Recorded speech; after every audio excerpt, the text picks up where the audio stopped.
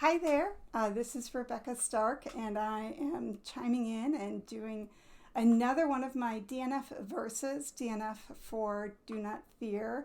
And my aim with these videos is to attempt to find all of the places in the Bible where the Bible says do not fear. So that's my aim, that's what I'm trying to do, and I'm just making my way one verse at a time or one sometimes I just did a whole psalm. I actually just went through and rewrote what verses have I already tackled, and I was very surprised. So my last video was video number 50. So this is video number 51, and in those 50 verses, I did not yet touch a verse from the book of John. So today we are looking at the book of John. So John 14:27 is our verse. And the verse is, "Peace I leave with you, my peace I give to you. Not as the world gives do I give. Let not your hearts be troubled, and neither let them be afraid." So that's close enough, right? Don't fear. Don't let your hearts be troubled. Don't let your hearts be afraid. So I think qualifies quite easily. John 14:27. And this is a little further along in the book of John, and this is Jesus preparing his followers for his absence, for his death. And you know, he's saying, I'm not going to be here much longer, but I'm leaving my peace with you. I'm giving you my peace as I prepare to leave this world. So,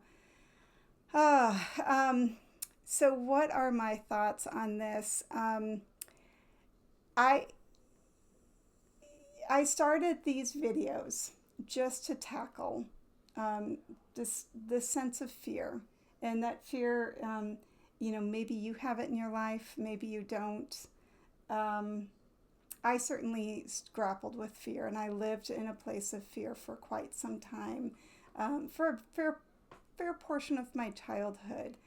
There were just a lot of things that happened, and I experienced a lot of change and a lot of tribulation and uncertainty, and all of that just led to me just settling in a place of fear and just having it be easy. And it's almost like I wore fear as a mantle to try to protect me, and I wasn't much of a follower. I actually just had a wonderful conversation. I went for a walk with a friend, and she asked me a little bit about my past and my testimony and how did I come to know Jesus. And I said, well, you know, technically I was going to church, and I knew of the gospel. I didn't spend any time, certainly as a child, reading the Bible. That just wasn't part of my upbringing.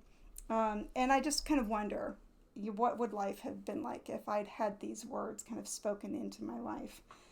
Peace I leave with you, my peace I give to you. The peace of Jesus. Can you imagine? Not as the world gives. This is not coming from the world. This is coming from Jesus. Let not your hearts be troubled, and neither let them be afraid. So, speaking of being a child and having that sense of peace and just being introduced to the gospel, my son and I just listened to The Lion, the Witch, and the Wardrobe.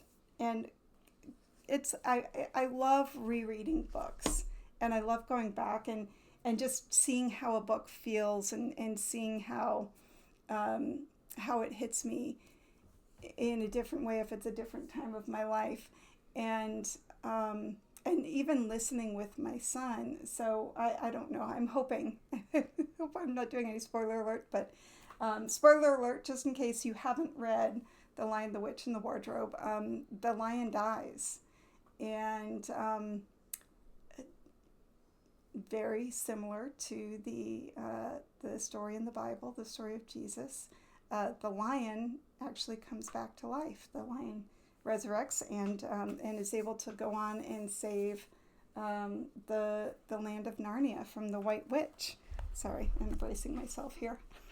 See, I saw that coming. This is my tiger. Hopefully you've seen Tiger before. If you've watched one of my videos, then you've met Tiger. Now we're going to get a little tiger tail in the video. Speaking of lions and tigers, oh my. But as I said, we were listening to the story, and the lion died, and I could see how it was hitting my son, of, oh my goodness, the lion dies, and I had to just give him a little bit, just to, like, hey, it's okay, it's gonna be all right. He's gonna survive, and he's gonna come back, just like Jesus comes back in the Bible. So hang in there. And I think I had read the Chronicles of Narnia as a child, and I didn't have that relationship with Jesus and that trust with Jesus where his peace became my peace.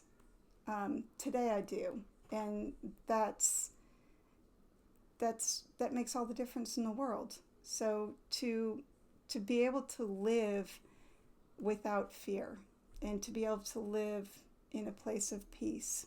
I was taking my dog for a walk and coming home, and it's dark, and a lot of people, it's nighttime. I don't usually do videos at night, but I'm doing a video tonight, and it's a lot of people are afraid of the dark. It's common fear.